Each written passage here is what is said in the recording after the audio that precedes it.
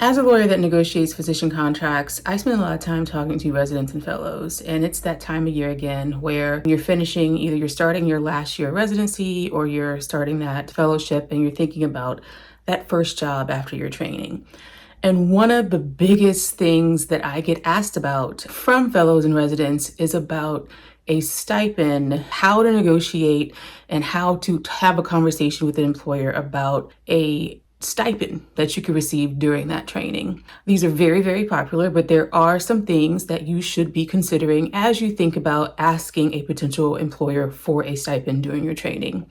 First and foremost, nothing is free, right? If you're going to ask for a stipend, please know and understand that that employer is going to require a time commitment for the receipt of that money, whether it is making sure that you start with that job, as well as complete 1 to maybe up to 5 years of employment. You have a time commitment tied to that stipend. And so if you're okay with that, there are a couple things that I recommend that we kind of talk about beyond getting clarity on that time commitment.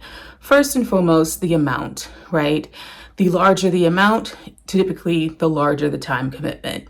If you are unsure about whether you're going to stay in that city, whether you're going to stay with that employer, go for something a little bit on the lower side, maybe something closer to $1,000 a month, where the total is closer to maybe $10,000, $12,000, $15,000. But if you are moving to an area or to an employer where maybe you intend to stay, maybe you're moving back home to provide services to your community that you grew up in. Maybe you have a spouse that is in a different kind of training and you have to be committed to the area for maybe 3 or 5 years.